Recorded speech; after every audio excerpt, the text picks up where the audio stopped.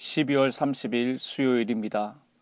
오늘 새벽 우리에게 주시는 하나님의 말씀은 미가서 7장 7절부터 13절까지 말씀입니다. 오직 나는 여호와를 우러러보며 나를 구원하시는 하나님을 바라보나니 나의 하나님이 나에게 귀를 기울이시리로다. 나의 대적이여 나로 말미암아 기뻐하지 말지어다. 나는 엎드려질지라도 일어날 것이요 어두운데 앉을지라도 여호와께서 나의 빛이 되실 것이미로다. 내가 여호와께 범죄하였으니 그의 진노를 당하려니와 마침내 주께서 나를 위하여 논쟁하시고 심판하시며 주께서 나를 인도하사 광명에 이르게 하시리니 내가 그의 공의를 보리로다. 나의 대적이 이것을 보고 부끄러워하리니 그는 전에 내게 말하기를 내 하나님 여호와가 어디 있느냐 하던 자라. 그가 거리에 진흙같이 밟히리니 그것을 내가 보리로다. 내 성벽을 건축하는 날, 곧 그날에는 지경이 넓혀질 것이라.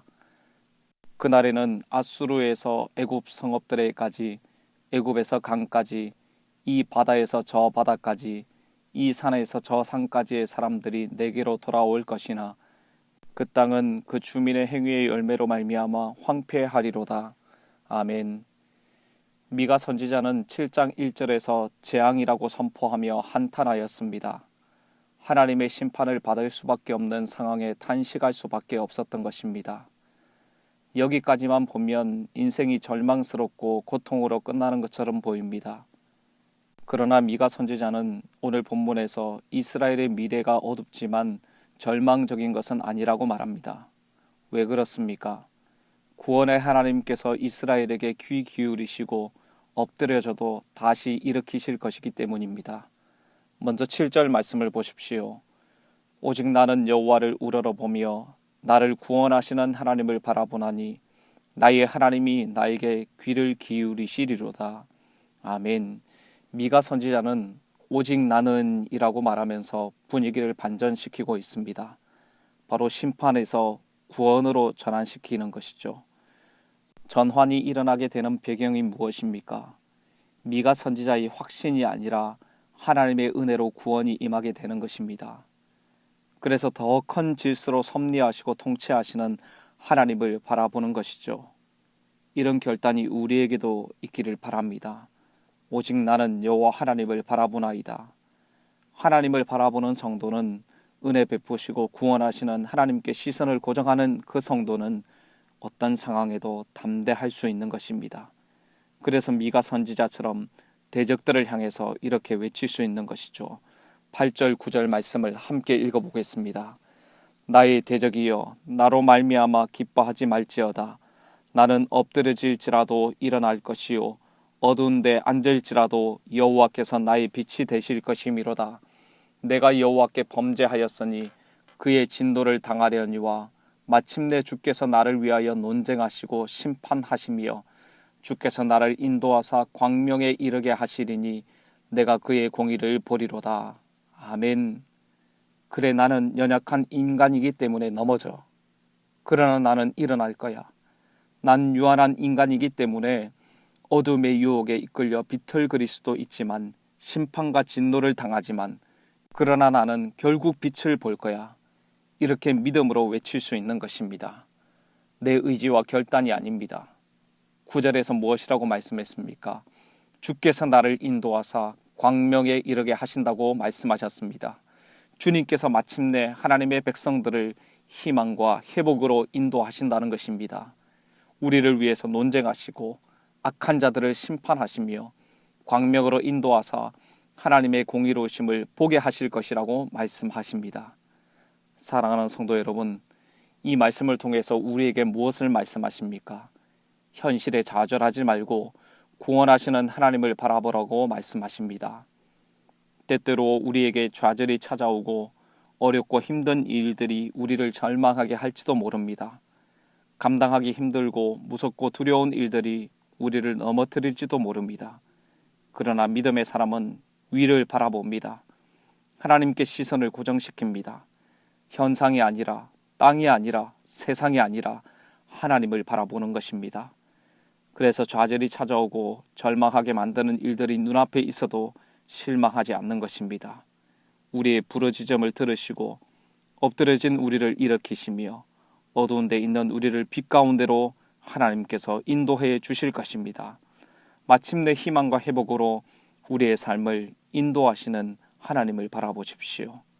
나는 무력해도 하나님은 무력하지 않으십니다. 하나님의 신실하심으로 하나님의 백성들을 이끌어 가십니다. 그리고 마침내 주님께서 계획하신 일들을 이루실 것입니다. 그러므로 성도 여러분, 현실에 좌절하지 말고 믿음의 눈을 들어 하나님을 바라보십시오. 고난 뒤에 희망을, 절망 뒤에 소망을, 아픔 뒤에 회복을 준비하고 계십니다. 교회적으로, 개인적으로, 사회적으로 아픔의 소리가 여기저기 들려오지만 하나님께서 반드시 희망과 회복으로 우리의 삶을 인도하실 것입니다. 오늘도 그 신실하신 하나님을 신뢰하고 바라보는 모든 성도님들 되시기를 주님의 이름으로 축복합니다. 이어지는 말씀은 이스라엘의 순환을 보고 기뻐했던 대적들이 오히려 부끄러움을 당하게 될 것이라고 말씀하십니다. 10절 말씀을 보십시오. 나의 대적이 이것을 보고 부끄러워하리니 그는 전에 내게 말하기를 내 하나님 여호와가 어디 있느냐 하던 자라. 그가 거리에 진흙같이 밟히리니 그것을 내가 보리로다. 조롱하고 비난하던 대적들이 하나님의 백성들이 회복되는 것을 보고 부끄러워하게 될 것이라고 말합니다.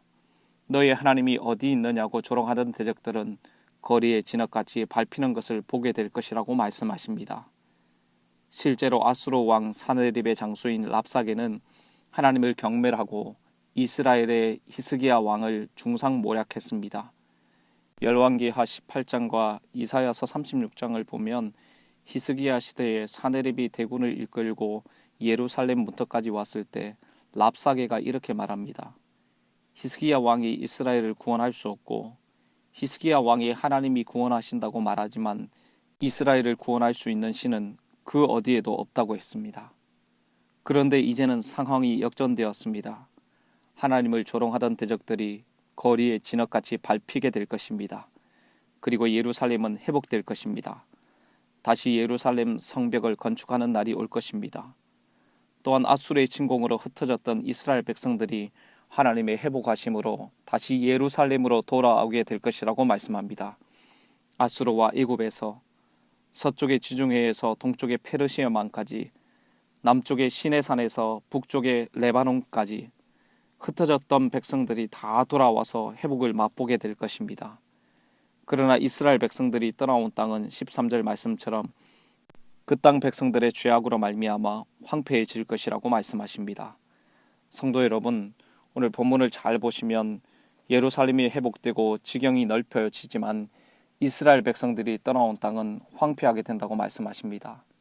이 말씀을 통해서 우리에게 무엇을 말씀하십니까? 회복된 이스라엘 백성들을 통해서 열방이 회복되기를 바라신다는 것입니다. 12절에서 말씀하시는 이 지정된 땅은 온 세상이라고 말할 수 있습니다.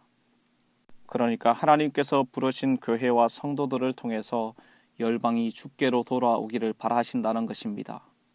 바로 이 말씀은 우리에게 열방이 달려 있다는 뜻입니다. 바로 우리에게 열방을 주께로 인도하는 제사장적인 사명이 있다는 것이고 그것을 잘 감당하기를 바라신다는 것입니다. 성도 여러분, 하나님께서 우리를 회복시키시고 다시 일어나게 하실 것입니다.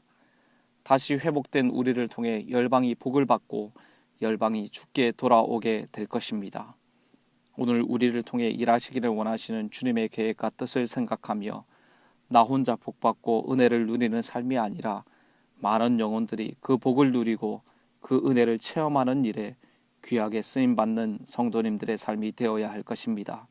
오늘 하루 축복의 통로로 쓰임받는 삶이 되시고 주님의 사랑과 긍휼하심을 흘려보내는 복된 하루의 삶이 되시기를 주님의 이름으로 축복합니다. 기도하겠습니다. 하나님 아버지, 오늘도 말씀하여 주셔서 감사합니다. 신실하신 하나님께서 이스라엘 백성들을 회복하시고 구원하신 것처럼 우리의 삶도 그렇게 인도해 가시는 것을 믿습니다. 절망적이고 감당하기 힘든 일들이 우리의 눈앞에 놓여 있지만 낙심하거나 절망하지 않고 믿음으로 하나님을 바라보게 하여 주시옵소서. 하나님을 바라볼 때 하나님께서 우리의 기도를 들으시고 엎드려진 우리를 다시 일으켜 세워주시며 어둠 가운데 있는 우리를 빛 가운데로 인도해 주실 것을 믿습니다. 우리를 구원하시는 하나님의 섭리와 계획이 있음을 믿고 오늘 하루 축복의 통로로 쓰임받는 삶이 되게 하여 주시옵소서. 오늘 만나는 모든 사람들에게 주님의 사랑과 긍휼하심을 흘려보내는 삶이 되기를 소원하며 이 모든 말씀 예수님의 존귀하신 이름으로 기도드립니다. 아멘. 개인적으로 기도하실 때 오늘 주신 말씀을 붙들고 기도하시고 주간 기도 제목에 따라서 선교와 전도를 위해서 기도하겠습니다. 우리 교회가 부산 지역에 죽어가는 영혼을 품고 기도하고 전도하는 교회 되게 하옵소서.